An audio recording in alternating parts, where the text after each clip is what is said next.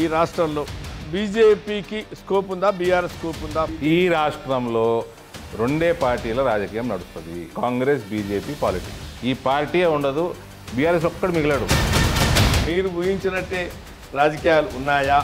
రాజకీయాలని వాటి విలువని అతపాతాలోకంకి తొక్కింది కల్వకుంట్ల చంద్రశేఖరరావు, ఆయన కుటుంబం. హరీష్ రావు మీ టచ్లో ఉన్నాడని కేటీఆర్ నమ్మట్లేదని బయట cadre. Sir, Harish Rao first ఆ కుటుంబ సభ్యుడా కాదా తెలుసుకోమనండి. ఈ బీజేపీ కూడా బీసీ నినాదంతోనే లాస్ట్ ఎలక్షన్లో బీసీ ముఖ్యమంత్రిని చేస్తామని నినాదంతోనే వెళ్ళింది. అది 2023లో ప్రకటించారు, 28లో ప్రకటించవచ్చు, ప్రకటించకపోవచ్చు, అది వాళ్ళ ఇష్టం అండి. ఈ దేశవ్యాప్తంగా కూడా ఇటీవల కాలంలో బీసీ కులగణన అనేది వచ్చింది. ఏ demand? Rahul Gandhi demand. Welcome to big interview. ఆయన మాట్లాడితే సంచలనం, విమర్శిస్తే వివాదాస్పదం. నా రూటే సపరేట్ అంటున్న నిజామాబాద్ ఎంపీ అరవింద్ గారు ఇవాళ మన గెస్ట్.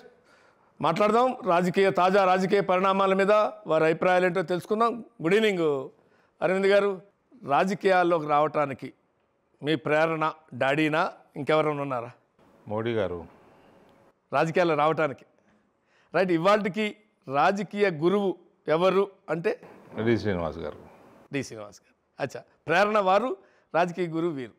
ఏ ధైర్యం అంటే కవిత ఒక సీఎం కూతురుగా ఉన్న క్రమంలో ఏ ధైర్యంతో నిజామాబాద్ ఎంపీ టికెట్ తెచ్చుకున్నారు? గెలుస్తామనేనా? కవిత ఎందుకండి? కవిత కుటుంబంలో ఎవరైనా సరే వాళ్ళకంటే పెద్ద రాజకీయ కుటుంబము, పెద్ద రాజకీయాలు చూసింది, పెద్ద రాష్ట్రాన్ని 2 సార్లు సక్సెస్ఫుల్గా నడిపింది. దాంట్లో చాలా సెఫాలజీ, చాలా సర్వేలు ఎన్నుకుండి, చాలా ఇంట్రెస్ట్ పరంగా.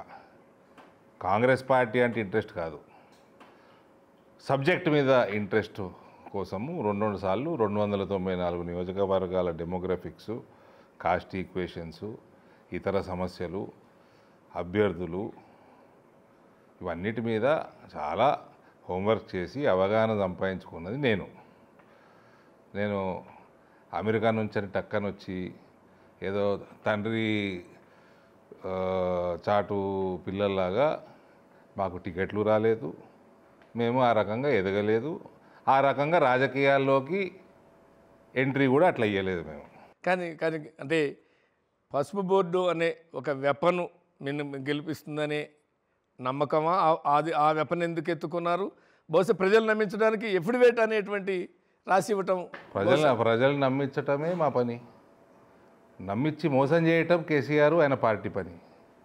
నమ్మించి ఆ పని చేయటం మా పని. కాంగ్రెస్ పని నమ్మించి మోసం చేయటం. కాంగ్రెస్ అనేక వాగ్దానాలు చేశారు కదా. నేను స్టాంప్ పేపర్ మీద రాసిచ్చాను, కాంగ్రెస్ వాడు మేనిఫెస్టోలో రాసిచ్చాడు. రాసి ఇవ్వడం తప్పని నా మల్లికార్జున్ ఖర్గే అంటున్నాడు. మరి నువ్వు క్లియర్ చేయకుండానే నీ మేనిఫెస్టో బయటకు వచ్చిందా? నువ్వు ఏసీసీ ప్రెసిడెంట్వేనా? నీకు క్లియర్ చేయకుండానే మీ పీసీసీ ప్రెసిడెంట్, ఆనాడు పీసీసీ ప్రెసిడెంట్ రేవంత్కు ప్రజల ముందర పెట్టాడా? చదువుకోవడానికి రాదా?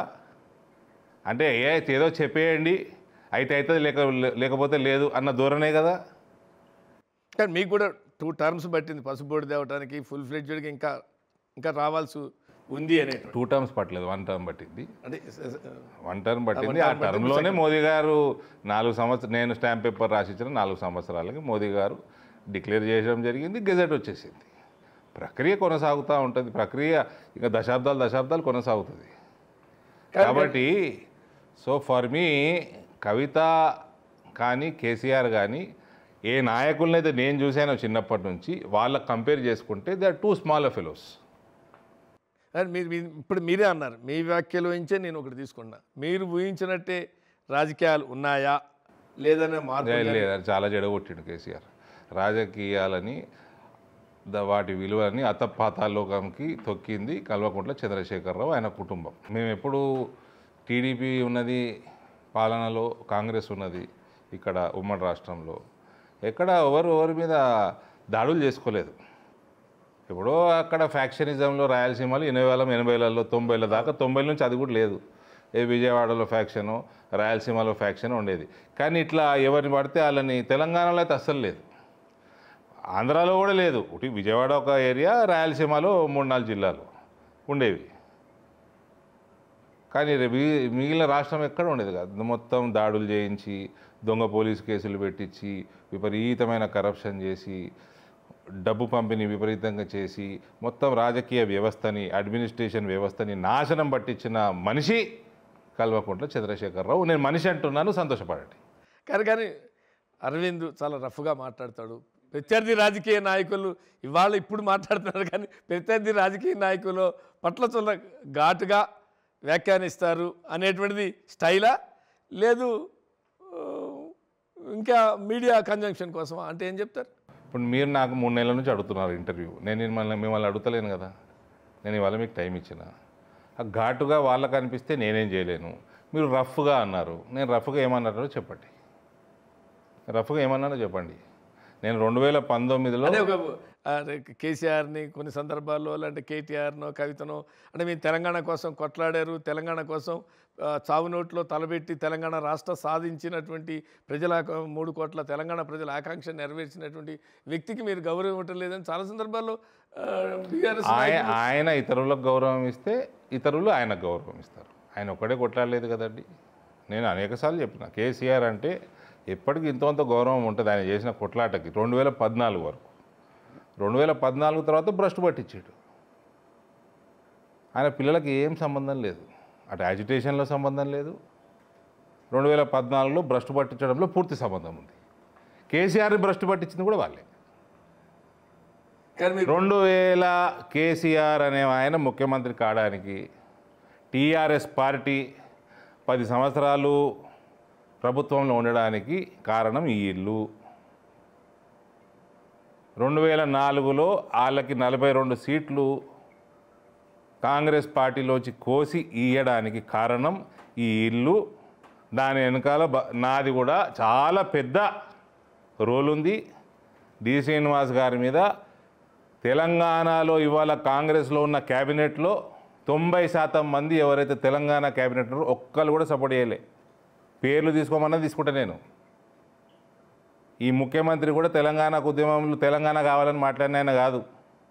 ఆయన దగ్గర ఉన్న అనేక మంది ఖమ్మము, నల్గొండ ఈ మంత్రులందరూ కూడా ఎవ్వరు కూడా తెలంగాణ వాళ్ళు మాట్లాడిన వాళ్ళు కాదు. వీళ్ళందరూ రాజశేఖర్ రెడ్డి గారు, ఆంధ్ర నాయకులు, రాయలసీమ నాయకులు వాళ్ళకి ఫాలోవర్గానే ఉన్నారు. తెలంగాణ విషయంలో ఎవ్వరు నోరిప్పలే. ఒక డి శ్రీనివాసే సోనియా గాంధీని ఒప్పించి ఆవిడతోటి మేనిఫెస్టోలో కానీ ఎక్కడ 1 కమిట్మెంట్ చేయించి లిఖితపూర్వకంగా ప్లాన్డ్గా ఆ స్టేజ్కి తీసుకొచ్చింది ఈయన ఒక్కడే. ఆ రోజు అలయన్స్లో కూడా దానికి కారణం ఈయన ఒక్కడే. వేరే ఎవ్వరు కూడా ఆంధ్ర నాయకులు ఎట్లా వ్యతిరేకమే, రాయలసీమ నాయకులు ఎట్లా వ్యతిరేకమే, తెలంగాణలో ఉన్న ఇవాళ ఉన్న నాయకులు కాంగ్రెస్ పార్టీలో ఏ ఒక్కడు మాట్లాడినోడు లేడు. ఒకళ్ళు ఇద్దరు దొరుకుతుండొచ్చు. అది కూడా రాజశేఖర రెడ్డి గారు చనిపోయినాక మాట్లాడి ఒక్కళ్ళిద్దరు కూడా పేరు చెప్పమన్నా చెప్తా. ఎందుకు మాకు సంబంధాలు, పాత సంబంధాలు ఉన్నాయి, చెడగొట్టుకోవడం ఎందుకని. చిన్నారెడ్డి లాంటి వాళ్ళు కొంత లీడ్ తీసుకొని సంతకాలు సేకరణ చేశారు. బహుశా అది రాజశేఖర రెడ్డి గారు బతికున్నప్పుడు చనిపోయినాక చాలా పెద్ద డిఫరెన్స్ ఉందండి. చాలా పెద్ద డిఫరెన్స్ ఉంది. బతికున్నప్పుడే చిన్నారెడ్డి గారు చేసి ఉంటే ఒకళ్ళిద్దరు తప్ప అన్న. అంటే ఇక్కడ లోకల్గా బలంగా మాట్లాడటం ఒకటి, సోనియా గాంధీ గారిని ఒప్పించటం రెండోది. అది పెద్ద టాస్క్. అది మీరు బయట ఏం మాట్లాడుకొని రాజకీయాలు చేసుకున్నా మీ టికెట్ కోసమో లేకపోతే పదవి కోసమో చేసుకోవటం వేరు, పదవి రాకపోతే చేసుకోపోవటం వేరు. నేను అందరి చరిత్ర చెప్తా. కాంగ్రెస్లో ఎవరు ఎందుకు చేశారు, పదవి వస్తే చేశారా, పదవి కోసం చేశారా, పదవి రాకుంటే చేశారా, ప్రతి ఒక్కళ్ళ చరిత్ర చెప్తా. ఇవాళ ఉన్న క్యాబినెట్ వాళ్ళ కూడా చరిత్ర చెప్తా. అందుకని నేను మరీ చెప్తా. ఎప్పుడన్నా కాంగ్రెస్ వాడు నన్ను ఏమన్నా అంటే మాట్లాడకండ్రా బాబు, మీ పోయి మీరే దోకున్న వాళ్ళు అవుతారు అని చెప్తా. కానీ ఇక్కడ ఇంకొక విషయం, మీరేమో వాళ్ళు భ్రష్టు పట్టించారు, రాజకీయాలను భ్రష్టు పట్టించారు, వ్యవస్థలను భ్రష్టు పట్టించారు అని మీరు అంటున్నారు. కానీ ఇప్పుడు మళ్ళీ మమ్మల్ని ప్రజలు కోరుకుంటున్నారు, ఎప్పుడెప్పుడా ఎన్నికలు వస్తే అప్పుడప్పుడు మమ్మల్ని అధికారంలో తీసుకురావాలని ప్రజలు వేచి చూస్తున్నారని వాళ్ళు అంటున్నారు. ఏ ప్రజలు? నెత్తి మీద టోపీ పెట్టుకునే ప్రజలా? ఏ ప్రజలు? ఎవరు కోరుకుంటలేరు. ఈ రాష్ట్రంలో బీజేపీకి అవకాశం లేదు. కోరుకుంటే మన లోక్సభలో ఎక్కడ పోయినరు? ఎక్కడ పోయినండి? అచ్చా, ఈ రాష్ట్రంలోనే కోరుకుంటున్నారా? దేశంలో కోరుకుంటలేరా? పార్టీ పేరు మార్చుకొని టీఆర్ఎస్కి వెళ్ళి బీఆర్ఎస్ చేసి మహారాష్ట్రలో నాకు నాందేడు జిల్లా ఇన్ఛార్జ్ ఇచ్చారు. చూస్తా ఉన్న బీఆర్ఎస్ వాడు ఏడైనా కనబడతాడేమో అని. అప్పుడేమో ఈ నుంచి 100 కార్లు వేసుకుపోయారు పెట్రోల్ దండగా. ఢిల్లీలో చూసిన మన మేడం పార్ట్నర్ సిసోడియా ఓడగొట్టిన కాన్స్టిట్యున్సీ ఇన్ఛార్జ్ ఉన్నా నేను.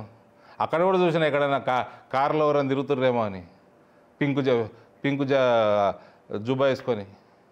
కోడు కానివాడలే, పింక్ చీర కానివాడలే, పింక్ జుబ్బా కానివాడలే నాకు. కానీ మీరేమో ఇట్లా అంటున్నారు, కానీ మీరు జైల్లో పెట్టి అడిచేయాలి అనుకుంటే ఆమె జైలు నుంచి వచ్చి కొద్ది రోజులు రెస్ట్ తీసుకుంది. మళ్ళీ ఇప్పుడు చాలా హుషారుగా పనిచేస్తుంది. బీసీ ఉద్యమం చేపడుతుంది. బీసీ కొలగండ విషయంలో ఇతర అంశాల్లో చాలా యాక్టివ్గా ఉంది. కనపట్లేదా అరవింద్ గారు? ఇంకా యాక్టివ్ కావాలి. ఆమె ఎంత యాక్టివ్ అయితే మాకు అంత మంచిది. అదే యాక్టివ్ కావాలని అంటున్నానండి. ఇప్పుడు నేను మిమ్మల్ని తిరగొద్దంటలేను. ఇంకా తిరగాలి, ఆమె రాష్ట్రం అంతా తిరగాలి. ఆమె సిరిసిల్లలో కూడా తిరగాలి, సిద్దిపేటలో తిరగాలి, సిరిసిల్లలో తిరగాలి. ఎందుకు వాళ్ళు ఎంత తిరిగితే వాళ్ళ కుటుంబ కలహాలు అంత పెరిగితే మంచిదని చూస్తున్నారా? చెల్లెమ్మ వస్తే అన్నకి ప్రాబ్లం అయితే మేమేం చేస్తాం, మీరేం చేస్తారు? ఎక్కువ సిరిసిల్లలో కూడా తిరగాలి ఆమె. ఇప్పుడు పాపం రాహుల్ గాంధీ ఆయన కాన్స్టిట్యున్సీ అలా చెల్లగీయలే, 3 లక్షలతో గెలిపించిన కాన్స్టిట్యున్సీ చెల్లకిచ్చేసిండు. ఈయన కూడా చెల్లకిచ్చేయాలి. సిరిసిల్ల బయట అంతా ఓడిపోతున్నది చెల్ల, ఇక్కడ సిరిసిల్ల ఆయన ఏమైనా పని చేసి ఉంటే అక్కడ ప్రజలకి కుటుంబం మీద ప్రేమ ఉంటే చెల్లకిచ్చేయాలి సిరిసిల్ల. ఏమున్నది?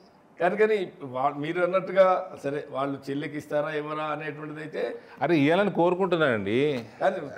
కవిత ఎక్కువ తిరగాలని చెప్తున్నా. ఇవ్వాలి అనుకున్నారు. ఇవాళ కూడా ఎక్కడో నేను చూసా, ఆమె ఎక్కడికి పోయినా సీఎం నినాదాలు ఇస్తున్నారు. మీరేమో ఎమ్మెల్యే సిరిసిల్ల ఇస్తే చాలని. మీరు సీఎం కాదు సార్, అలా భారత రాష్ట్ర సమితి పిఎం నినాదాలు ఇవ్వాలి ఆమెకి, లేడీ ప్రైమ్ మినిస్టరు.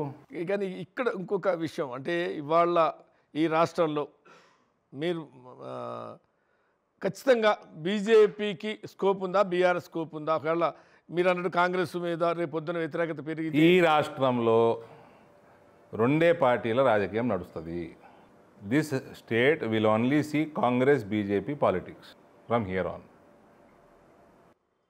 కానీ గ్రాడ్యుయేట్స్ ఎన్నికల్లో మీకోసమే అభ్యర్థిని కూడా నిలబెట్టకుండా బహుశా కరీంనగర్, నిజామాబాదు, ఆదిలాబాదు, మెదక్ ఈ ఏదైతే ఉందో అది మీకోసమే త్యాగం చేసిన బీఆర్ఎస్ క్యాండిడేట్ దొరకక నిలబెట్టలేదా? మీకోసం త్యాగం చేశారంటుంటే మీరేం క్యాండిడేట్ దొరక్క నిలబెట్టలేదా? నిజామాబాద్ ఉమ్మడి జిల్లా లోకల్ బాడీ ఎమ్మెల్సీ గారు మీ నాయకురాలు, మీరు పదే మాట్లాడుతున్న ఆవిడ గురించి, ఆమె రాజీనామా చేయమనండి, మంచి బీసీకి ఇవ్వమనండి ఎమ్మెల్సీ. రైట్. అంటే ఇక్కడ ఒకటైతే చెప్పండి, ఇప్పుడు ఒక దశలో ఆనెస్ట్గా చెప్పాలి, ఒక దశలో బీజేపీలో విలీనం చేయాలనుకున్నారా, బీజేపీతో జతకట్టాలనుకున్నారా, పార్లమెంట్ ఎన్నికలప్పుడా, అసెంబ్లీ ఎన్నికలప్పుడా, లేదు ఆమె బెయిల్ కోసం జరిగిందా లేదా? అరవింద్ గారు, భారతీయ జనతా పార్టీ చెప్పులు తొడుక్కోదు. ఒకవేళ తొడుక్కుంటే ఆ చెప్పుకు కూడా దాకనీయం బీఆర్ఎస్ పార్టీ అని మీ స్థాయిలో ఉంటుంది కదా. వాళ్ళు ఒక దశలో చర్చలు జరిపారు అనేది కాన్ఫిడెన్షియల్ న్యూస్. అది కేసీఆర్ న్యూస్, కేసీఆర్ ఛానల్. అది మీరు టీవీస్లో కూడా ఉన్నారు, అప్పుడు మీకు ఇన్ఫర్మేషన్ వచ్చి ఉంటుంది. అప్పుడు కాదు, నేను లేటెస్ట్ సంగతి. వాళ్ళు అట్లా రాపించుకుంటా ఉంటారు వాళ్ళ ఛానల్లో, న్యూస్లో రాపించుకుంటారు. కేటీఆర్ హరీష్ ఇద్దరు కలిసి వెళ్ళారని. మోదీ గారు బిజీగా ఉన్నారు, అమిత్ షా గారు బిజీగా ఉన్నారు, నడ్డా గారు బిజీగా ఉన్నారు. వీళ్ళ ముగ్గురికి గీళ్ళతోటి మాట్లాడే టైము లేదు, వాళ్ళు మాట్లాడే ఇష్టం కూడా లేదు. వీళ్ళంటే వాళ్ళకి అస్సలు ఇష్టం లేదు. రేపటి రోజున మీకు ఇక్కడ అవసరమైతే ఒకవేళ బీఆర్ఎస్ని కలుపుకుంటే తప్ప మా అధికారులకు రాలేమో అని అనుకుంటే కూడా కలుపుకోరా? మాకు దగ్గర కనుచూపు మేరల్లో కూడా బీఆర్ఎస్ పార్టీ ప్రత్యేకంగా వాళ్ళ కుటుంబ మెంబర్స్ ఎవరైతే ఉన్నారో దగ్గరలో కూడా రానియం. కానీ రాజకీయాలు సాధ్యం అరవింద్ గారు, నిజం చెప్పండి. చంద్రబాబు కూడా చాలా విమర్శించాడు ప్రధానమంత్రిని, ధర్మ పోరాటం అన్నాడు. 2019కి ముందు బయటకు వచ్చి ప్రధానమంత్రి గారిని చాలా స్ట్రాంగ్గా విమర్శించారు, ఇవన్నీ చేశారు. కానీ ఇవాళ పొరపాటు అయిందని ఆయన్నే వచ్చారు, ఎన్డీఏలో కలిశారు. వస్తారేమో. అవునండి, ఆయన్నే వచ్చారు, ఎన్డీఏలో కలిశారు. ఇవాళ మళ్ళీ ఇక్కడ ఉన్నారు. ఇవాళ నరేంద్ర మోదీ ప్రపంచ స్థాయి నాయకుడు, ప్రపంచాన్ని దిశానిర్దేశం ఇవ్వాల్సిన బాధ్యత కూడా మోదీ గారే ఇవ్వగలుగుతారని కూడా చంద్రబాబు గారు అంటున్నారు కదా. ఇక్కడ టీఆర్ఎస్ వాళ్ళు మోదీ గారు తిట్టలేదని నేను అంటలేను, మేము రానిచ్చే ప్రశ్నలే లేదని నేను. రాజకీయాల్లో అరవింద్ ధర్మపురి అంటున్నాడు, మా నాయకత్వం నాకు తెలుసు కాబట్టి నేను చెప్తున్నా మీకు. ఆఫ్ కోర్స్ నేనేమంటున్నా, రాజకీయాల్లో శాశ్వత మిత్రులు ఉండరు, శాశ్వత శత్రువులు ఉండరు.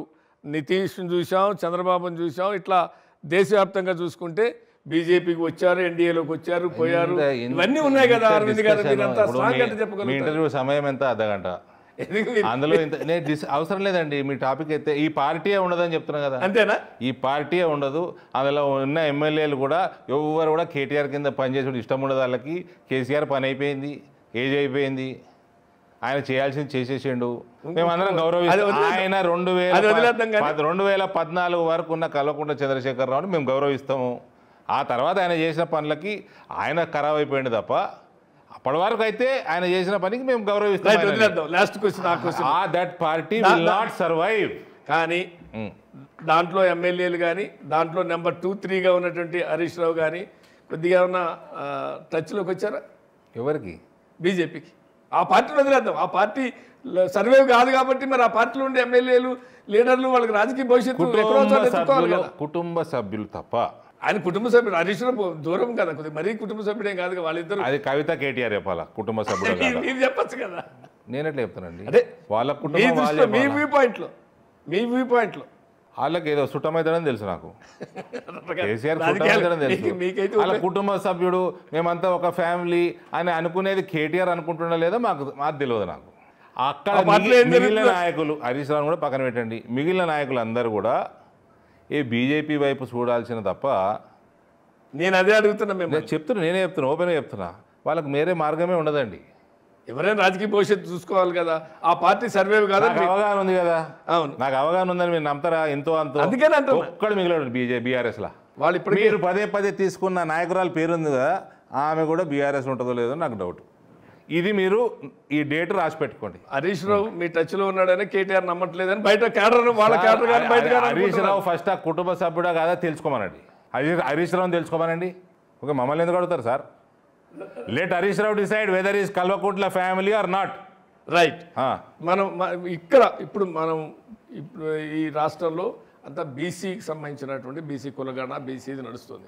బహుశా నడిపిస్తున్నారు. ఈ కాంటెస్ట్ లో ఎవరు నడిపిస్తున్నారు? కాంగ్రెస్ పార్టీ. ఓకే, ఈ కాంటెస్ట్ లో బీజేపీ కూడా బీసీ నినాదంతోనే లాస్ట్ ఎలక్షన్లో బీసీ ముఖ్యమంత్రిని చేస్తామని నినాదంతోనే వెళ్ళింది. కాబట్టి ఈ కాంటెస్ట్లో అరవింద్ గారికి బహుశా పాసిబిలిటీస్, ఛాన్సెస్, అది అధ్యక్షుడా లేకుంటే కాస్ట్ బేస్డ్ పాలిటిక్స్ మాట్లాడాలంటే you are with wrong person. అంటే బీసీ ముఖ్యమంత్రిని ప్రకటించారా లేదా? మా హైకమాండ్ నిర్ణయం. ఆ కాంటెస్ట్ తీసుకుందాం. కాంగ్రెస్ 2023లో ప్రకటించారు, 28లో ప్రకటించవచ్చు, ప్రకటించకపోవచ్చు, ప్రకటించకుండా చేయొచ్చు, అది వాళ్ళ ఇష్టం అండి. అంటే ఇప్పుడు అంతా balancing of social engineering. Okay, me party line లేకుండా ఇంకోటి తప్పదు. సోషల్ ఇంజనీరింగ్ బ్యాలెన్స్ చేయటంలో బీజేపీకి మించి ఏ పార్టీ లేదు. ఎస్, అంటే కొన్ని మనం చూసాం. ప్రీవియస్ ఎలక్షన్ జరిగినటువంటి హర్యానాలో ఏం జరిగిందో చూస్తున్నాం, లేకుంటే ఇంకో చోట మీరు చెప్పిన మహారాష్ట్రలో కానీ సోషల్ ఇంజనీరింగ్ అనేటువంటి కాంటెస్ట్ లో చూసిన ఈ రాష్ట్రంలో నరేంద్ర మోడీ గారి కేబినెట్ చూసుకోండి, ఈ రాష్ట్రంలో 2019 కేబినెట్ చూసుకోండి, 2014 చూసుకోండి, కులాలే కాదు నేననేది పదం వాడదాం, మహిళలు పురుషులు కూడా మీ పదమే వాడతాం. సోషల్ ఇంజనీరింగ్ లో కూడా వర్కౌట్ కావాలంటే ఒక బీసీని అధ్యక్షుడిగా పెట్టడమో, బీసీని ముఖ్యమంత్రి అని నినాదం ఎందుకు ఇచ్చారు, ఆనాడు ఇచ్చారు, రేపు ఇస్తారో ఎవరు అని మీరు అన్నారు, దాన్ని కూడా వదిలేస్తా. కానీ ఆ కాంటెస్ట్లో భాగమే ఆర్ కృష్ణ ఆయన తీసుకున్నా, లేదు ఇంకెవరినైనా ఆ కాంటెస్ట్లో బీజేపీలో చర్చ జరుగుతుంది అనేదైనా వాస్తవా కాదా? ఇక్కడ ఒక హిందూ రాష్ట్ర స్థాపన జరుగుతుంది భారతీయ జనతా పార్టీ ప్రభుత్వంలో, బలమైన హిందూ లీడర్షిప్లో జరుగుతుంది. ఈ దేశవ్యాప్తంగా కూడా ఇటీవల కాలంలో బీసీ కులగణన అనేది వచ్చింది. వీళ్ళు ఎక్కడ వచ్చింది సార్? దేశవ్యాప్తంగా ఒక డిమాండ్ వచ్చింది. ఏ డిమాండ్? రాహుల్ గాంధీ డిమాండ్ దేశం డిమాండ్ ఎందుకైతే సార్? రాహుల్ గాంధీ వాళ్ళ నాయన ప్రధానమంత్రి ఉండే, ఎందుకు చేయలేదు సార్? వాళ్ళ నాయనమ్మ ఉండే, ఎందుకు చేయలేదు సార్? వాళ్ళ తాత ఉండే, ఎందుకు చేయలేదు సార్? వాళ్ళ మదర్ నడిపిన ఈయనేంది మన్మోహన్ సింగ్ 10 ఏళ్ళు ప్రధానమంత్రి ఉండి ఈమెనే నడిపింది కదా, ఎందుకు చేయలేదండి? ఆయనేమో బీసీ అంటున్నాడు. ఇక్కడ మన కాంగ్రెస్ నాయకుడు పెద్ద ఆయన జగ్గారెడ్డి గారేమో రాహుల్ గాంధీ కులాలకి మతాలకి అతీతంగా అంటున్నాడు. నేనేమంటే చెప్పాలనా, రాహుల్ గాంధీ భూమండలానికి సౌరమండలానికి కూడా అతీతం, గ్రహాంతరవాసి ఆయన. ఓకే, నేను అంటున్నా అంటే ఇప్పుడు ఒక డిమాండ్ ఆయా కాలమాన పరిణామాల క్రమంలో ఒక డిమాండ్ వస్తుంది, ఎస్సీ వర్గీకరణ, బీసీ. అది మళ్ళీ డిమాండ్ రాహుల్ గాంధీ వస్తున్నాడండి. జనంలో లేదంటారా? బీసీ వర్గాల్లో లేదంటారా? సరే, ఇప్పుడు బీసీ చేసిరు కదా, ఓవరాల్ పర్సంటేజ్ చేస్తారు, ఓకే చేసిరు కదా, దానికి మళ్ళీ సుప్రీంకోర్టు క్యాప్ ఉందా? ఉంది కదా. మీరు దానికి మించి చేసినా అది సుప్రీంకోర్టు ఒప్పుకుంటుందా? 50%. ఆ క్యాప్ నిండిపోయిందా? మీరు ఎవరిని తీసి ఎవరికి ఇస్తారు? ఇప్పుడు ముస్లింలు 90% ముస్లింలు బీసీలు అనేసిండు రేవంత్. మిగిలిన 10% ముస్లింలు ఏం చేస్తారు తెలుసా? మీ ఎకనామిక్ వీకర్ సెక్షన్ అయితే అగ్రవర్ణాల కోసం నరేంద్ర మోడీ గారు పెట్టినరో, అగ్రవర్ణాలు ఉన్న పేదలు, అది కూడా ముస్లింలకు ఇస్తాడు ఈయన. అంటే సంతోషపడకరు వాళ్ళు. రేవంత్ 90% బీసీలు ముస్లింలు బీసీలు అన్నాడు, ఆ 10% కూడా ఈడబ్ల్యూఎస్ వాళ్ళకప్ప చెప్తాడు. ఈడబ్ల్యూసీ కింద కేంద్రం కూడా ఇస్తుంది, ముస్లింస్ పేదలు ఉంటే వాడుకోవచ్చు, ఇస్తుంది కదా. ఈడబ్ల్యూసీ కింద ఇస్తుంది కదా. మరి అట్లాగే బీసీలో వాళ్ళ మతపరంగా వాళ్ళు ముస్లింస్ అయినా వాళ్ళు వృత్తిపరంగా బీసీలు ఉన్నారనుకోండి, దాన్ని ఎట్లా చూడాలి అనేటువంటిది అంటే ఏం చెప్తారు? ఈడబ్ల్యూఎస్ తీసుకోండి, వాళ్ళ కులం ఉంది కదా, కులం లేకపోతే అనుకో. వాళ్ళ దాంట్లో కులాలు ఉండాలని ఓరు మీరు చెప్తుర్రా? వాళ్ళైతే నమ్మరు. నాకు ముస్లింలు చాలా మంది తెలుసు, ఓయే దూదేకులని విన్నా. అవును, బీసీలని. ఇప్పుడు 90% బీసీలట, వాళ్ళు ఒప్పుకోద్దా? అని తెచ్చి రుద్దుతారా? అది ఒప్పుకుంటుందా కోర్టు? అసలు మీరు చేసిన మొన్న కులగణన పేరు మీద ఏదైతే సెన్సస్ చేసినరో అలా అది కరెక్ట్ ఉందా? చిన్న మిస్టేక్స్ అంటే పక్కన పెట్టండి, అసలు క్రిస్టియనే లేడు. దానికి ఏమంటారు మీరు? ఇప్పుడు మీరు ఎంత పెద్ద సీనియర్ జర్నలిస్ట్ కదా, దాని జవాబు ఇవ్వండి. అంటే వాళ్ళు టీచర్లు ఉండే, క్రిస్టియన్ టీచర్లు ఉండే, వాళ్ళు వాళ్ళు ఏమంటారంటే అసలు మీకు పూర్తిగా వివరాలు ఇవ్వకుండానే మీరు దాని మీద ఎట్లా మాట్లాడతారు? అసలు మీ ఇంతవరకు ఎక్కడ ఆయననే మాట్లాడుతున్నాడండి, కాంగ్రెస్ వాళ్ళు మాట్లాడుతున్నారు, సంకలు గుర్తుకునేది వాళ్ళే. మీరు లెక్కలు అయిపోయిందా? ఇప్పుడు నేను మీ సెన్సెస్ ఏమంటుందండి? ఇప్పుడు మీరు చేసిన సెన్సెస్ 3,55,00,000 జనాభా ఉందంటారు, అవునా? ఎలక్షన్ కమిషన్ ఏమంటుందండి? 3,35,00,000 ఎలక్టోరల్ రోల్ ఉన్నదని చెప్తున్నది. ఇవన్నీ మీరు తీసుకోండి, ఇదని నా కాగితాలు కాదు, బీజేపీ కాగితాలు కాదు. ఎలక్షన్ కమిషన్ మీది, నాది. ఈ సెన్సస్ చేసింది రేవంత్ సర్కారు, మిగిలింది తెలంగాణ స్టేట్ పోర్టల్ తీయటి. మైనర్లు 18 సంవత్సరాల లోపల ఉన్న వాళ్ళు ఎందరని కొట్టండి. 6 సంవత్సరాల లోపల ఉన్న పిల్లలు 39 లక్షల మంది ఉన్నారు. 38,99,000 పైన చిలుకున్నారు, అంటే 39 లక్షల మంది ఉన్నారు. 6 నుంచి 18 ఈ 12 సంవత్సరాల బ్రాకెట్లో ఎందరు ఉండాలా? దీని ప్రకారం 80 లక్షలు ఉండాలా, పోనీ 70 లక్షలు వేసుకోండి, 1,10,00,000 ఉండాలా. మీ ఓటర్ల సంఖ్య ఎంత? ఎలక్షన్ కమిషన్ 335 ప్లస్ ఈ 1,10,00,000, 445, 4.5 కోట్ల దాకా మీకు జనాభా ఉండాలా. మీరు ఎంత జనాభా చూపిస్తున్నారండి? 3,40,55 చూపిస్తున్నారు. 90 లక్షల మంది. నేనేమంటాను 90 లక్షల మంది క్రిస్టియన్ లేని కాసేపు అంగీకరిస్తాను. నేనేమంటాను సార్, నేను అంగీకరిస్తాను. అంగీకరించినప్పుడు ఇది మీరు అంగీకరించారు కదా, ఇది ఎందులో నా కాయిదాలు లేవు కదా. వినండి సార్, ఇది మీరు అంగీకరిస్తే ఇక దాని గురించి డిస్కషన్. నా ప్రశ్న ఏంటంటే కేంద్రం చేయాల్సిన పని సెన్సస్ కావచ్చు, సెన్సస్ లో భాగంగా సరే పాలసీ పరంగా కేంద్రం ఒప్పుకోకపోతే that is the different thing. Caste పని చేయాలో కేంద్రం నిర్ణయిస్తారు. నేనేది వాళ్ళు చేయని పని రాష్ట్రాలు చేయాలో కేంద్రం నిర్ణయిస్తాయి. మీరు ఏం పని చేసుకుంటారో మీరు చేయదలుచుకుంటే చక్కగా చేసుకోండి. 1,00,00,000 మంది జనాభాని గాయబ్ ఎక్కడికి చేసినావు? మరి దాని మీద డిస్కషన్ ఎందుకు? నేను రుజువు చేసిన 1,00,00,000 మంది జనం లేరు అని నీ సెన్సస్ చెప్తున్నది, ఇక దాని మీద డిస్కషన్ ఎందుకండి? అది బీజేపీ కూడా శాసనసభలో ఉంది, బీజేపీ కూడా డిస్కషన్లో పాల్గొంది, ఫ్లోర్ లీడర్స్ ఉన్నారు. సరే, వాళ్ళు కొన్ని విషయాలు వాళ్ళు మాట్లాడారు, నేను గుర్తించింది నేను మాట్లాడుతున్నా. నేనేమంటానంటే దీని మీద ఒక పాలసీ డిసిషన్ కేంద్ర పార్టీ కానీ రాష్ట్ర పార్టీ కానీ ఇది అసలు అవసరం లేదనో, ఇది అనవసరమైందనో ఏదో కాదు సార్. దానికి మధ్యలో ఈయన ఇంకోటి పెట్టిండు, ఏంది మోదీ గారట, ఆయన లీగల్లీ కన్వర్టెడ్ బీసీ. ఓకే, ఇప్పుడు మస్తు కులాలు, ఒక రాష్ట్రంలో బీసీ ఉంటుంది, ఒక రాష్ట్రంలో ఎస్టీ ఉంటుంది, ఒక రాష్ట్రంలో ఓసీ ఉంటుంది, కాపులు ఇక్కడ ఆంధ్రాలో బీసీలు ఉంటారు, ఆంధ్రాలో community, ఓసీలు ఉంటారు. కాపులు ఇక్కడ బీసీలు, ఆంధ్రాలో ఓసీ. మహారాష్ట్ర పోతే ఎస్టీలు. అక్కడ ఎస్టీలు. ఇప్పుడు ఆయన ఏమంటున్నాడు, మోదీ గారు అగ్రవర్ణం నుంచి 94 ఆయన అబద్ధం చెప్పినాడు. ఫస్ట్ ముఖ్యమంత్రి అబద్ధం ఏం చెప్పిండంటే మోదీ కన్వర్టెడ్ బీసీ ముఖ్యమంత్రి అయినాక మార్చుకున్నాడు అని.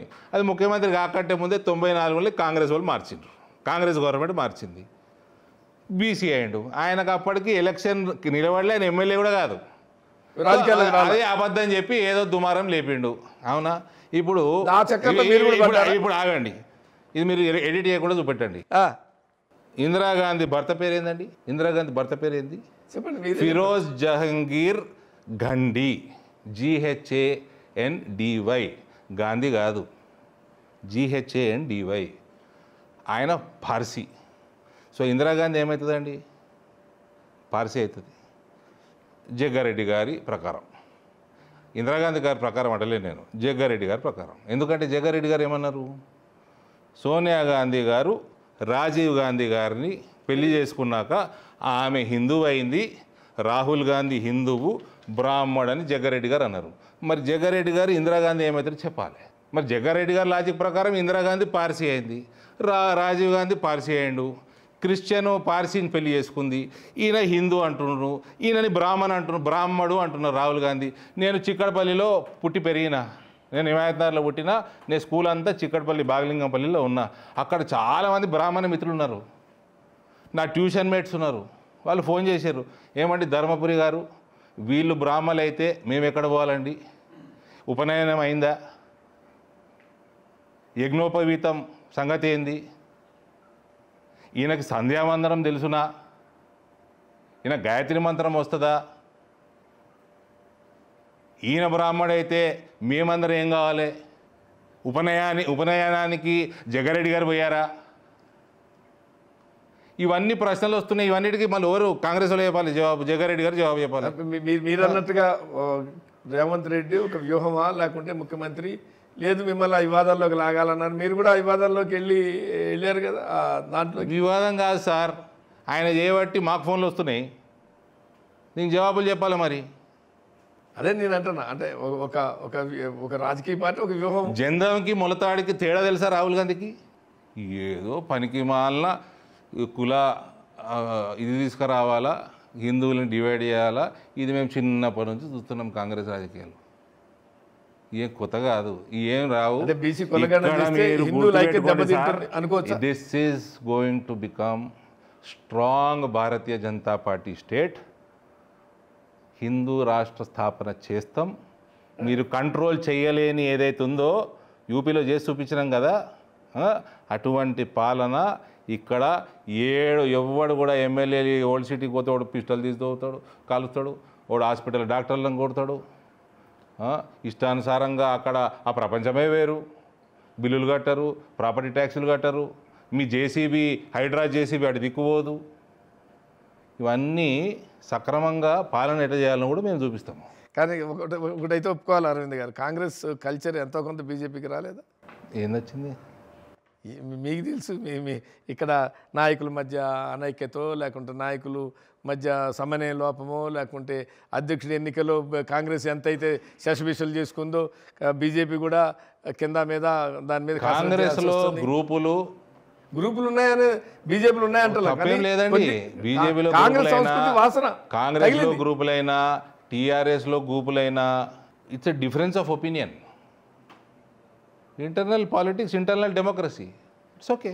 What is wrong in it?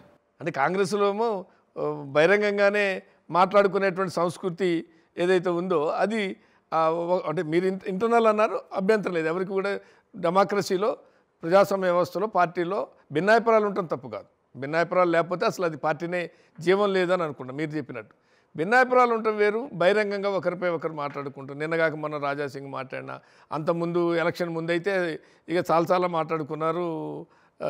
మీరు కూడా తెలుసు, దానివల్ల నష్టం జరిగిందా లాభం జరిగిందో కూడా నేను ప్రస్తావించాల్సిన అవసరం మీకు కూడా తెలుసు. ఆ కల్చర్ అంటాను నేనేది. ఇవి కూడా కొత్త ఏం కాదు, నెగిటివ్తో మాట్లాడలేదు. ఇవన్నీ కొత్త ఏం కాదు. ఇట్లా కాంగ్రెస్ చాలామంది మాట్లాడితే మా తండ్రి గారు పోయి అందరినీ బుజ్జగించి అందరినీ కలిపి చేస్తేనే అప్పుడు ఆనాడు కాంగ్రెస్ ప్రభుత్వం వచ్చింది. ఆనాడు 33 సీట్లు 34 సీట్లు ఒకసారి, 36 సీట్లు 35 సీట్లు ఇంకోసారి, highest number of Lok Sabha seats UPA 1కి యూపీఏ 2కి వచ్చినాయి. ఎందుకంటే అందరి దగ్గర పోయి బతులాడి కొట్టాడకుర్రా నాయన, డైలాగులు కొట్టకుర్రి, పోయి మీడియాలో మాట్లాడకుర్రి ఆయన మెల్ల కలిపిన పని ఆయన చేసిండు. డిఎస్ గారు కూడా పాపం ప్రజాస్వామ్యం ఉన్న పార్టీని వదిలేసి అదే అది కాంగ్రెస్ ఉన్న పార్టీ నా లెక్క ప్రకారం గాంధీల కంటే ఎక్కువ లాయలు ఉండే ఆయన కాంగ్రెస్కి. లాయలు ఉన్నారు కాబట్టి ఆనాడు ముఖ్యమంత్రి తెలియకుండా అరవింద్ గారు లాయలు ఉన్నారు కాబట్టి ఆనాడు ముఖ్యమంత్రి తెలియకుండా బెంగళూరు నుంచి రమ్మని ఈజీ ఇవ్వరు పిసిసి చీఫ్ అని. Politics sir, that is politics.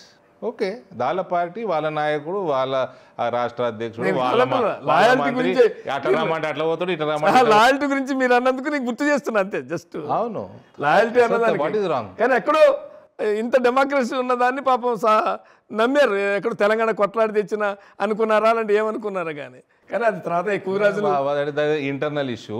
But నేను ఇప్పుడు మెయిన్ సబ్జెక్ట్ డైవర్ట్ అయ్యాను. ఇప్పుడు మీకు బీజేపీకి కల్చర్ ఇందిరాగాంధీ, ఫెరోజ్ జహాంగీర్ గండి నుంచి వచ్చారు, మీకు చరిత్ర చెప్పినా కదా.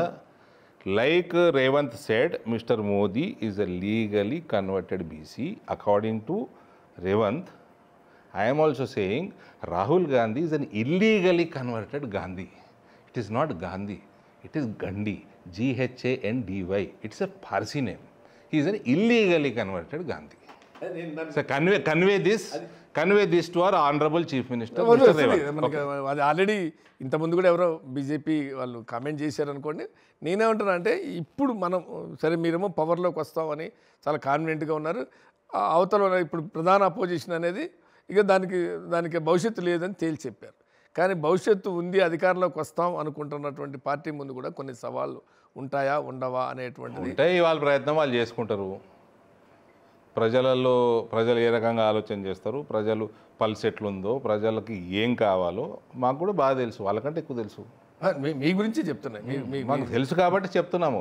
People want BJP government here. కానీ ఇక్కడ కూడా నేను ఏమంటారు, మీకు బీజేపీ అధికారంలోకి వస్తుందని కాన్ఫిడెంట్గా ఉన్న బీజేపీ అగ్రనాయకుల్లో, రాష్ట్ర నాయకుల్లో, ఎంపీల్లో, ముఖ్య నాయకుల్లో మీరు ఒకరు.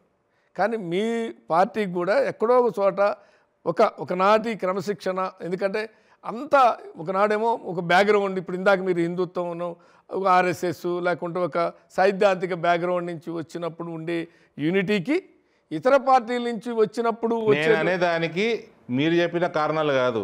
ఈ దేశాన్ని విభజించి 3 ముక్కలు చేసి 2 ముక్కలు ముస్లింలకు ఇచ్చిండ్రు.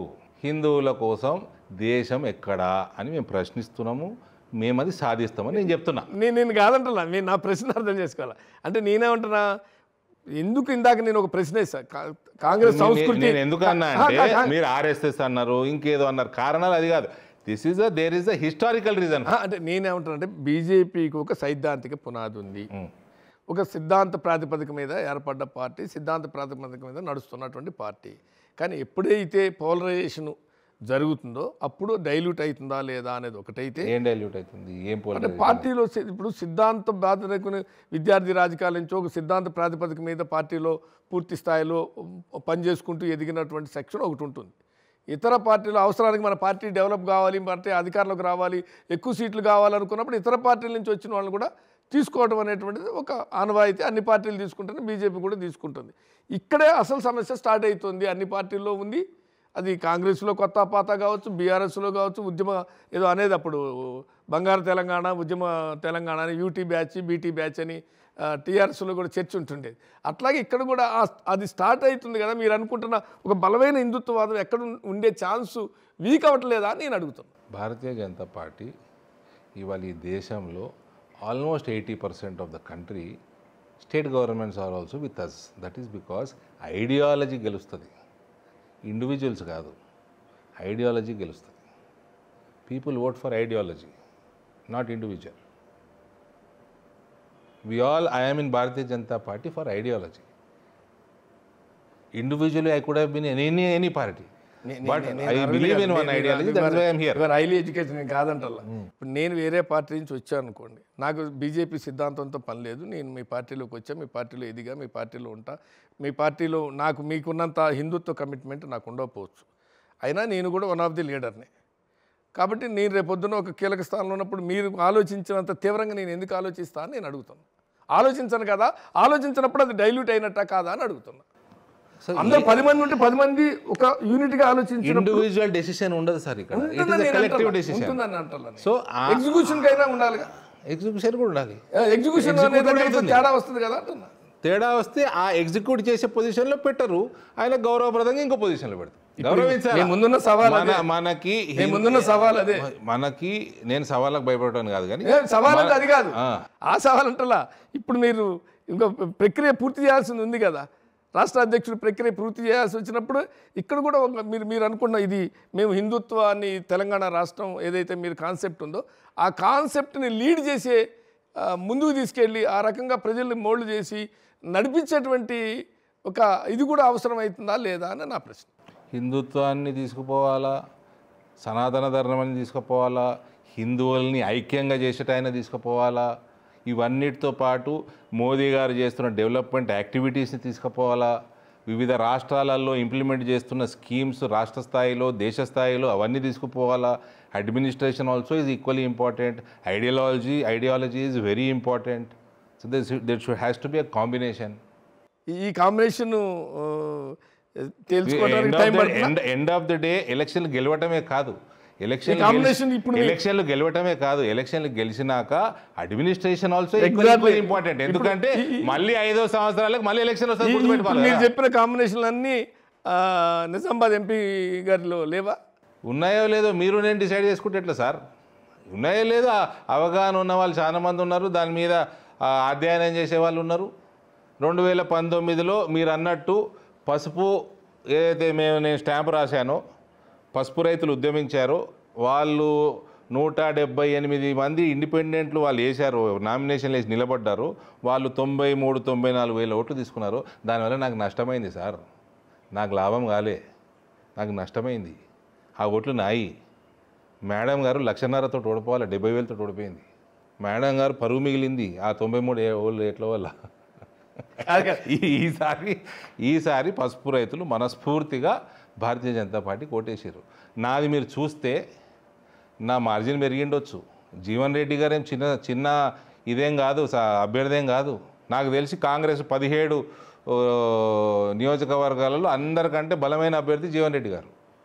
నాన్ కాంట్రవర్షియల్ సీనియర్ లీడర్, అందరికీ అందుబాటులో ఉండే లీడరు, ఒక రైతు పేరు ఉంది, మంచి పేరు ఉంది, కాంట్రవర్షియల్ లేకుండా 40-45 సంవత్సరాల జీవితం, రాజకీయ జీవితం అయిపోయింది ఆయనది. ఆయన మీద it's a tricky, he will be a tricky candidate. అటువంటి క్యాండిడేట్ ఉండగా కూడా నా సాటిస్ఫాక్షన్ ఏంటంటే, నేను అప్పుడు గెలిచినా ఇప్పుడు గెలిచినా కాదు, నేను అప్పుడు 45% ఓటు తెచ్చుకున్నా, ఈసారి 50% ఓటు దాటిద్దామనుకున్నా, 48 చేంజ్ ఓటు నాకు వచ్చింది, 3% ఓటు పెంచుకున్నా.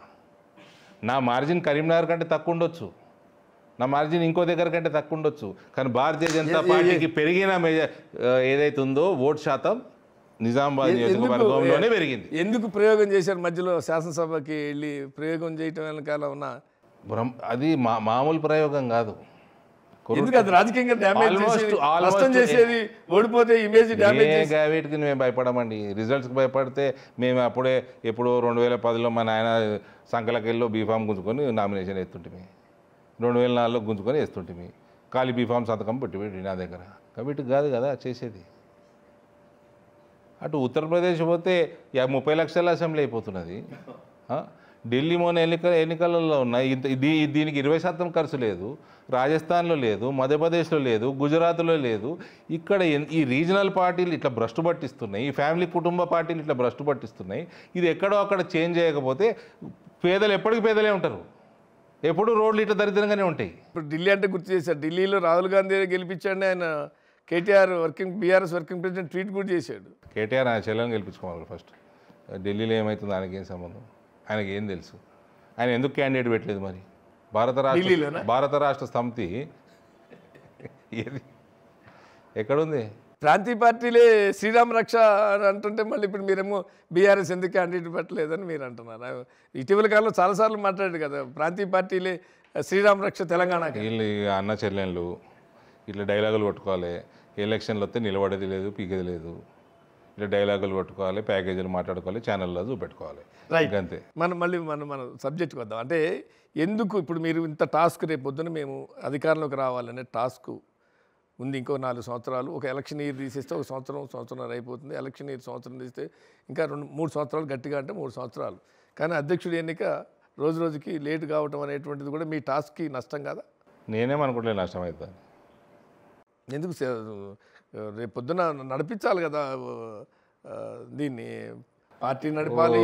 ఇన్ని రాష్ట్రాలు నడుపుతున్నాం, ఇది కూడా నడుపుతామండి. ఏం పెద్ద పని, గెలిచేది కూడా పెద్ద పని కాదు. ఇక్కడ ఇన్ని రోజులు గెలవలేదు, అవతల రోజులు అదృష్టం. అది అలా అదృష్టం కూడా ఎన్ని రోజులు ఉంటుంది, దానికి కూడా టైం ఉంటుంది, లిమిట్ ఉంటుంది, అయిపోయింది. రేపు 2 ఛాలెంజ్లు మీకు రావు ఈ తెలంగాణలో అని బలంగా నమ్ముతున్నా. ఎస్సీ వర్గీకరణ అనుకున్నారు, వాళ్ళు ఏదో ఒక ప్రయత్నం చేసి దాన్ని చట్టబద్ధత కల్పించేయాలనుకున్నారు. మీ నుంచి కాంగ్రెస్ హైజాక్ ఏదో బీజేపీ కృష్ణమాదిగ బీజేపీ వల్ల వర్గీకరణ అంటే వాళ్ళు చట్టబద్ధత కల్పించాలనేది ఒకటి అనుకున్నారు. బీసీ నినాదం అనేటువంటిది ఫ్లేరప్ అవుతుందా, అంతటితో ఆగిపోతుందా? రేపొద్దున బీసీ కానీ లేకుంటే ఎస్సీ వర్గీకరణ కానీ రేపు మీ రాష్ట్ర అధ్యక్షుడు అయ్యే వాళ్ళకి ఈ 2 ఛాలెంజ్లు ఉండవా? ఛాలెంజ్ ఏముందండి, ఇప్పుడు ఎస్సీ వర్గీకరణ ఇప్పటి నుంచో కొట్లాడుతున్నాడు కృష్ణమాది గారు. ఎస్సీ వర్గీకరణ అప్పట్లో ఉమ్మడి ఆంధ్రప్రదేశ్ తెలంగాణ విభజించడానికి ఒక పెద్ద చిక్కుముడి ఎస్సీ వర్గీకరణ ఉండే. అక్కడ మాలలు ఎక్కువ ఉన్నారు, ఇక్కడ మాదిగలు ఎక్కువ ఉన్నారు. ఇది ఎస్సీ వర్గీకరణ సమస్య సాల్వ్ అయిపోతుంది అనుకున్నాం. ఇవాళ సమస్య సాల్వ్ చేయడం నరేంద్ర మోదీ గారు చేసిండ్రు. ఇది మాదిగ సోదరులకు తెలియదా?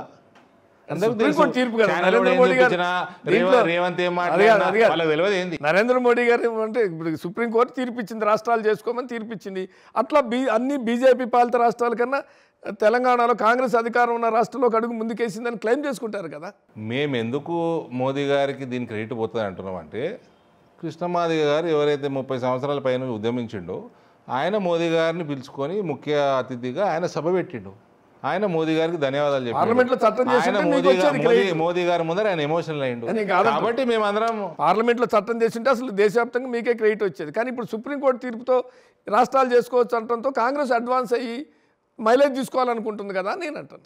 సుప్రీంకోర్టు చేస్తేంది, పార్లమెంట్ చేస్తేంది, ఇవాళ కొట్లాడిన వాళ్ళు మోదీ గారికి ధన్యవాదాలు చెప్తున్నారు.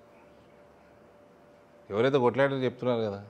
ఇప్పుడు అప్పుడు కేసీఆర్ ఏమన్నాడు, 2014 తెలంగాణ రాగానే, ఓటు కొట్లాడిన మహాత్మా గాంధీకి వేస్తావా, ఇచ్చిన క్వీన్ ఎలిజబెత్కి వేస్తావా అని అన్నాడు. కొట్లాడిన వాళ్ళు మోదీ గారికి క్రెడిట్ ఇస్తున్నారు. మీకు నాకు సంబంధం లేదు కదండి. అంతే. ఒకవేళ రేపు అంటే ఊహించే బీసీ కమ్యూనిటీ, మీరేమో కమ్యూనిటీలు చూడడం ఆ పార్టీ అని మీరు అంటున్నారు. బీసీ సామాజిక వర్గ సోషల్ ఇంజనీరింగ్లో భాగంగా మీరు చెప్పే పదమే సోషల్ ఇంజనీరింగ్లో భాగంగా బీసీ అధ్యక్షులైతే వారికి సవాలు రాదా అని నా ప్రశ్న. బీసీ కుల రాజకీయాలు చెయ్యము, అన్ని కులాలని సమానంగా అందరికీ మంచి పదవులు రావాలి, అందరు రిప్రజెంటేషన్ ఉండాలా, సోషల్ ఇంజనీరింగ్ చేస్తాము, రాజకీయాలు చేయము. చాలా తేడా ఉంది. కాంగ్రెస్ రాజకీయం చేస్తుంది, సోషల్ ఇంజనీరింగ్ చేయదు. చరిత్ర తీసుకోండి, మీరు ఎప్పటి నుంచి తీసుకుంటారో తీద్దాం, డిస్కషన్ చేద్దాం. ఇంకో ఇంటర్వ్యూ పెట్టుర్రి, చెన్నారెడ్డి క్యాబినెట్ తీయండి, భాస్కర్ రెడ్డి క్యాబినెట్ తీయండి, జనార్దన్ రెడ్డి క్యాబినెట్ తీయండి, మీరు రాజశేఖర రెడ్డి గారు క్యాబినెట్ తీయండి, అంతకుముందు ఉన్న వాళ్ళు కాసుబ్రహ్మణ్యం రెడ్డి క్యాబినెట్ తీయండి, తీసి ముందర పెడదాం లిస్టు. ఇప్పుడు వీళ్ళు పెద్ద బీసీ కానీ ఇప్పుడు ఏదైతే రేవంత్ ఆయన చేసిన వాగ్దానాలన్నీ పక్కదారి పట్టిస్తానికి, ఆయన మిస్అడ్మినిస్ట్రేషన్ పక్కదారి పట్టిస్తానికి ఏదో తెచ్చి పెడుతున్నాడు. రేవంత్ స్ట్రీట్ మార్ట్ ఫెలో, చాలా స్ట్రీట్ మార్ట్ ఫెలో, ఏ ప్రయత్నాలు చేస్తున్నాడు. కానీ భారతీయ జనతా పార్టీ దగ్గర ఈ సబ్జెక్టులో ఆయన గెలవలేడు. హిందువులను యునైటెడ్గా పెడతాము, మీ కోర్టులోకి నెట్టడానికి ఆయన ప్రయత్నం చేస్తుండండి. అసెంబ్లీ రేపొద్దున బిల్లు పాస్ చేసి కేంద్రానికి పంపుతాం, కేంద్రం కూడా దాన్ని చట్టం చేయాల్సి వస్తే ఆ రకమైనటువంటి ఒక మిమ్మల్ని ఇబ్బంది పెట్టడం అంత సీన్ కాంగ్రెస్కి లేదు. కేంద్రం చేయాల్సి వస్తే అంత రాజకీయం చేసేది ఉంటే గిట్ల ఎందుకు ఏడుస్తుంది కాంగ్రెస్ పార్టీ? ఏడపాడైంది కాంగ్రెస్ పార్టీ దేశంలో. ఈ రాష్ట్రంలో కూడా అడ్డిమార్ గుడి దెబ్బ అన్నట్టు దింపింది మేము, కేసీఆర్ దింపింది బీజేపీ, ఎక్కింది కాంగ్రెస్. ఎందుకు ఎక్కలేకపోయారు మీరు? అది అది మేము ఆలోచన చేసుకోవాలా. ఇప్పుడు మీరు అడిగినరు వాయిసెస్, మీరు బలంగా మాట్లాడతారు, నేను కూడా మాట్లాడతానండి. నేను కూడా అడిగిన, జిహెచ్ఎంసీలో మాకు 48 కార్పొరేటర్లు వచ్చినాయి, జిహెచ్ఎంసీ పరిధిలో ఉన్న 3 పార్లమెంట్లు గెలిచినాము, కానీ ఎమ్మెల్యేలు గెలవలేకపోయినాము, ఆలోచించుకోవాలి అని అడిగిన కదా నేను కూడా. నేను అందుకనే నేను మీ అక్కడికే వచ్చా మీ ప్రశ్న. ఇప్పుడు మీరు ఈ ఆన్సర్ ఇస్తున్నారు. నేను ఎక్కడో మిమ్మల్ని కొన్ని బలహీనతలు వెంటాడుతున్నాయి. బలహీనతలు ఉండొచ్చు, మేము పవర్లకే రాలేదంటే బలహీనత ఉన్నట్టే కదా. 44 సంవత్సరాలు అయింది బీజేపీ పుట్టి, మేము పవర్లకు రాలేదు కదా, అంటే బలహీనంగా ఉన్నట్టే కదా. బలం పెంచుకోవాలి. బలహీనంగా ఉంటే వేరు, ప్రజల్లో బలం ఉన్నా నాయకత్వం బలహీనతలు వెంటాడటం. బలహీనంగా ఇక్కడ ఉన్నామా, అక్కడ ఉన్నామా, అందువల్ల ఉన్నామా, ఇందువల్ల ఉన్నామా అంటలేము. మేము పవర్లకు రాలేదు కదా. ఇది నేను చెప్తలేను కదా, చరిత్ర చెప్తుంది కదా. కళ్ళ ముందు కనపడేది కదా. రావాలి. పార్టీ ఎందుకు నడుపుతామండి? పవర్లకు రాస్తే పార్టీ నడుపుతాం, పవర్లకు వస్తే మా భావాజాలం ఏముందో ప్రజల్లోకి ఎక్కువ తీసుకుపోతాము. ఎగ్జాక్ట్లీ. నేను 51% హిందువులు నాకు ఓటేసారు 2019లో. ఈసారి 59% వేసిండ్రు. నేను దాన్ని నెక్స్ట్ టైం 70% చేస్తా అని టార్గెట్ తోటి పని చేసుకుంటా. నేను యునైటెడ్ కలుపుతాము. ఎగ్జాక్ట్లీ. నేనేమంటానంటే మీరు అనుకున్న గోల్ రీచ్ కావాలి అంటే, నేను ఇందాక చెప్పింది, ఆ రీచ్ కావటానికి మీరు అనుకున్నటువంటి హిందువులు మీ వెనకాల నడిపేవాలి అంటే దానికి తగ్గ నాయకత్వము, దానికి తగ్గ ఐక్యత, దానికి తగ్గ సమన్వయము, అది ఎక్కడో కొరవలేదా అంటే మీరు ఒప్పుకుంటా.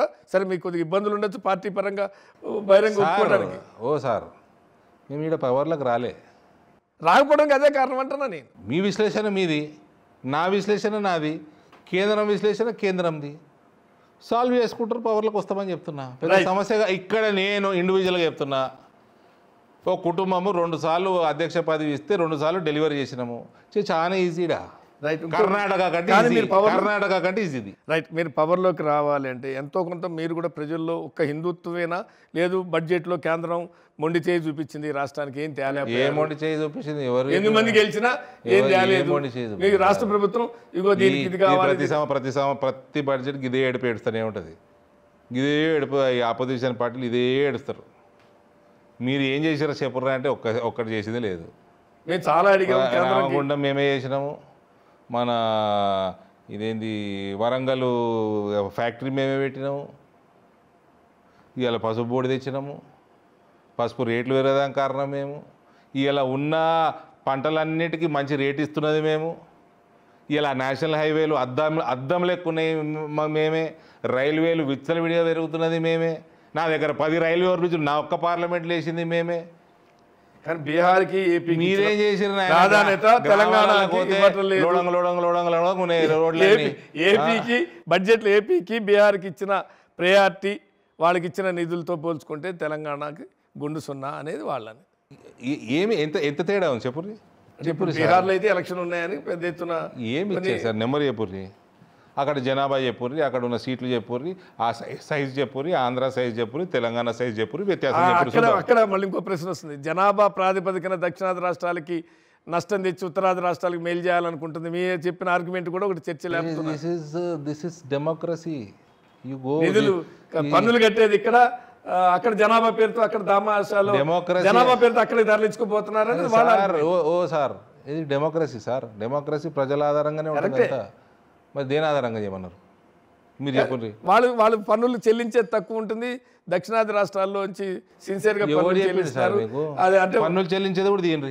పన్నులు ఎంత చెల్లిస్తే అంత పర్సెంటేజ్ మీకు వస్తుంది కదా, ఆటోమేటిక్ వస్తుంది కదా. ఇవన్నీ సూలకుట్ల డిస్కషన్లు అన్నీ. మీరు 100 రూపాయలు ఇస్తే మీకు 42 రూపాయలు డైరెక్ట్ వస్తున్నది. 32 నుండి 42 చేసింది నరేంద్ర మోడీ. మళ్ళా ఇండైరెక్ట్గా హైవేలను, రైల్వేలను, ఇంకో రకంగానో మళ్ళీ ఒక 20-30 రూపాయలు వస్తుంది. దాదాపు 65-75 రూపాయలు మీకే వస్తుంది. ఆ మిగిలిన 30 రూపాయలు మేము డిఫెన్స్ నడుపుకోవాలి, సివిల్ ఏవియేషన్ నడుపుకోవాలి, ఇతర మొత్తం లా అండ్ ఆర్డర్ నడుపుకోవాలి, సెంట్రల్ గవర్నమెంట్ చాలా ఉన్నాయి, ఆ సబ్జెక్టులన్నీ నడుపుకోవాలి. మీరు ఎంత కడితే అంత వాపసు వస్తున్నది. మహారాష్ట్ర కంటే ఎక్కువ కడుతుర్రా, తమిళనాడు కంటే ఎక్కువ కడుతుర్రా. ఇప్పుడు ఇక్కడ మీరు అంటే పవర్లోకి రావాలనుకుంటే మేము ముందున్న టాస్కుల్లో విభజన మొత్తం నార్త్ ఈస్ట్ రాష్ట్రాలలో రూపాయి రాదు. ఆ రాష్ట్రాలు ఇచ్చేద్దామా ఎవరికైనా? అవన్నీ నడపాల్సిన బాధ్యత కూడా కేంద్రాందే. ఆ మిగిలిన 30 రూపాయలలో నడిపించుకుంటారు పాపం.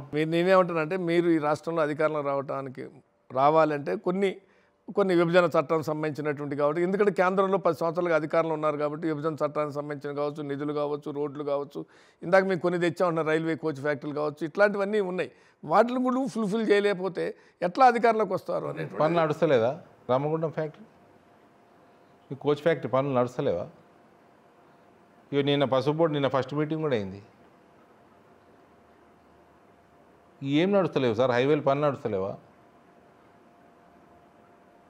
నేను ఈడికెళ్ళి నిజామాబాద్ పోతుంటే మధ్యలో 6 బ్రిడ్జిలు వేసేసారు. ఊర్ల మీదకి వెళ్ళి 6 7 వేసేసారు. అర్ధగంట మిగులుతుంది నాకు ప్రతిసారి. ఆ మేడ్చల్ మీదకి వెళ్ళి కూడా మేమే వేస్తున్నాం. మేము మెట్రోకి అడిగాము, ట్రిపుల్ ఆర్కి పైసలు, మెట్రోకి అడిగాము, రీజనల్ రింగ్ రోడ్ మొత్తం మాయే పైసలు. మీ ఏమున్నాయి సార్? మీ అంటే రాష్ట్రాన్ని ఏమున్నాయి? మెట్రోకి అడిగాము. బిగ్ టీవీ కాంగ్రెస్ టీవీ అంటారు కానీ నేను నమ్మతలేను. చెప్పుకునే వాళ్ళు చాలా మంది చాలా మాట్లాడతాను, నేను నమ్మతలేను చెప్తున్నా కదా. సో మీ ఎక్కడ ఉన్నాయి సార్? అన్నీ మా పైసలే. మా పైసలని మేమేం పెద్ద పొగుడుకుంటలేము సార్, ప్రజల పైసలు.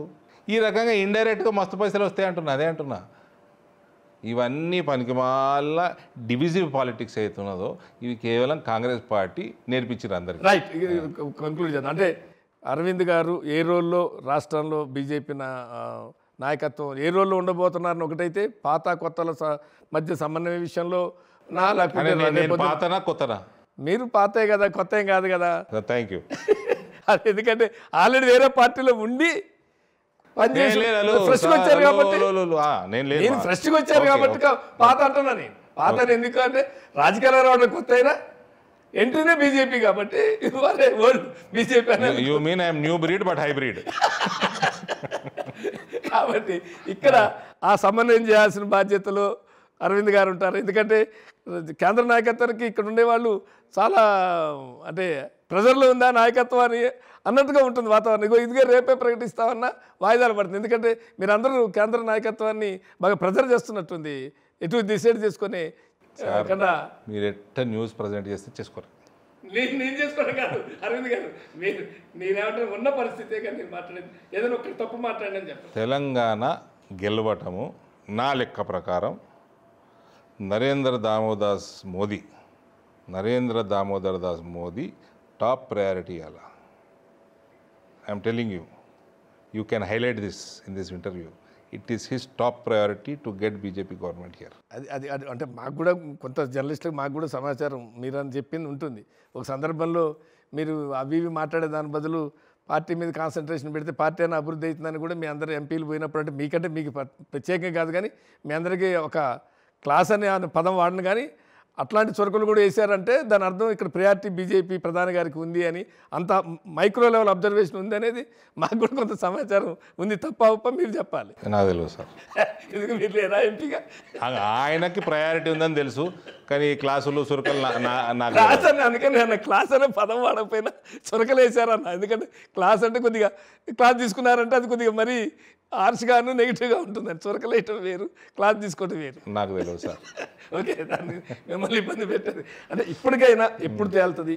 తేల్చే అవకాశం మీరు కేంద్ర నాయకత్వానికి ఇస్తారా? అసలు ఫస్ట్ ఇక్కడ నాయకత్వం కేంద్ర నాయకత్వానికి తేల్చుకునే అవకాశం ఇస్తారా లేదా చెప్పండి. క్రికెట్ అయినా పాలిటిక్స్ అయినా timing is important. Correct time చేస్తారు, అదే ఇంపార్టెంట్. ఇప్పుడు కెప్టెన్ ఎన్నుకోవడమే important. Timing important sir, timing ఇంపార్టెంటే. కెప్టెన్ సరైన వాళ్ళు ఎన్నుకోకపోతే కూడా ఈ గాళ్ళకి మనం రాజకీయం నేర్పుతామా అండి? చెప్పండి, మనం నేర్పే స్థాయిలో ఉన్నాం వాళ్ళకి. నేను ఒకటి చెప్పిన మీకు, ప్రధానమంత్రి టాప్ ప్రయారిటీ టుడే ఇస్ తెలంగాణలో బీజేపీ ప్రభుత్వం రావాలి. Political priority, not administrative, political priority. He wants BJP government here. ఇది దానికోసం ఆయన ఏమేమి చేసుకుంటాడో, ఎప్పుడు చేసుకుంటాడో అది చేసుకుంటాడు. రైట్, చివరిగా చెప్పండి. అంటే బిగ్ టీవీ ద్వారా మీరు ఏమి తెలంగాణ ప్రజలకి చెప్పదలుచుకున్నారు? ప్రజలు భారతీయ జనతా పార్టీ పట్ల చాలా ప్రేమాభిమానాలు చూపిస్తున్నారు, చాలా ఓటు శాతం పెంచారు. భారతీయ జనతా పార్టీ ఇక్కడ ప్రభుత్వం ఫామ్ చేయాలన్న బాగా ఆకాంక్ష ప్రజల్లో ఉంది ఎక్కువ. కాబట్టి వాళ్ళకి చెప్పేంత పెద్దను నేను కాదు కానీ ఇదే ప్రేమాభిమానాలు చూపించండి. భారతీయ జనతా పార్టీ రాష్ట్రంలో ఏ రాజకీయం ఏ రకంగా చేయాలో ఆ రకంగా చేయాలి అన్న తపన నాకుంది, అటువంటి అట్మాస్ఫియర్ క్రియేట్ చేయాలన్న తపన నాకుంది. అటువంటి అట్మాస్ఫియర్ వచ్చినప్పుడు భారీ మెజారిటీ తోటి ఇక్కడ హిందూ రాష్ట్ర స్థాపన కోసం భారతీయ జనతా పార్టీని గెలిపించండి. Other than ideological, you will get the best possible administration only in Bharatiya Janata party. Close చేద్దాం అనుకున్నా కానీ మీరు లాస్ట్ సందేశంలో మాట అన్నారని అన్నారు. ప్రజలకి బలమైన ఆకాంక్ష ఉన్నా ఎక్కడో నాయకత్వం ఆ ఆకాంక్షని ముందుకు తీసుకుపోయి అధికారంలోకి వద్దాం అనే దగ్గర అరవింద్ లాగానే అందరూ ఆలోచిస్తలేదేమో నాకు ఎక్కడో డౌట్. మీరు అంగీకరించు అందరూ అట్లా ఆలోచిస్తే పరిస్థితి ఉంటే ఇవాళ ఈ వాతావరణం ఉండేది కాదేమో బీజేపీలో అని నేను లాస్ట్ మై క్వశ్చన్. సార్ అది మీ ఒపీనియన్, మీరు ఒపీనియన్ని క్వశ్చన్ అంటే ఎట్లా సార్? ఒపీనియన్ అంటే to have your opinion. Exactly నేనంటే నాకేముంటుంది, నాకు సొంతంగా ఏముంటుంది, ఒపీనియన్ ఉంటుంది, సొంతంగా ఉంటుంది వేరు. క్యాడర్ కావచ్చు, పబ్లిక్ కావచ్చు. మీరు చెప్పింది అందుకని అడిగిన, పబ్లిక్లో ఉంది అంటే నేను పబ్లిక్లో లేసారు అలా, పబ్లిక్లో లేదర్లా. మీరు ఒపీనియన్ ఫ్రేమ్ చేసుకోవడానికి మీ ఇన్పుట్ బేస్ ఉంటుంది 100% కదా. నేనేం మీ ఒపీనియన్ తప్పుపడతలేను, కరెక్ట్ అంటలేను, రాంగ్ అంటలేను. It is your opinion. You must be having some feedback or you might not be having. Are you in race? For what? State president? I have no idea where the race is. Why? అంటే మీరు చెప్పండి ఎక్కడ ఉంది race? లేదా race ఆ ఫలానా జాగాలు ఉందంటే పోయి ఉరుకుతాము. రేసు అట్లా కనపడుతుంది అరవింద్ గారు. మీరు రేసు ఎక్కడ ఉందంటే అదేమన్నా రేస్ కోర్సులో రేస్ ఉంటుందా? ఢిల్లీలో ఉంటుంది. ప్రతి చోట 119 నియోజకవర్గాలలో తప్పేం లేదండి. 119 నియోజకవర్గాలలో రేసు గుర్రాలు తయారు చేసి పార్టీని ప్రభుత్వంలోకి భారీ మెజారిటీతో చేసే నాయకుడిని ముందు పెట్టాలా అన్నది నా కోరిక. రైట్, చూద్దాం. మీరు అన్నట్టుగా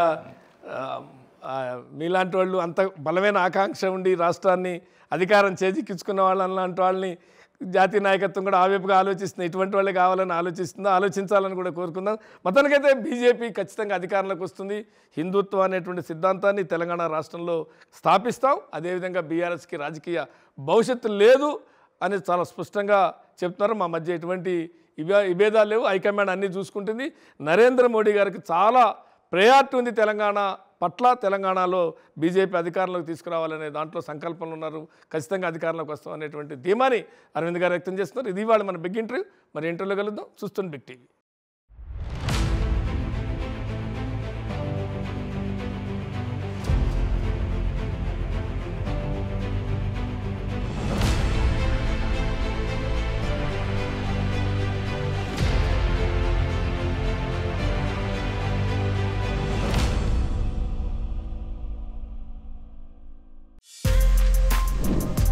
For more videos like this, subscribe Big TV channel.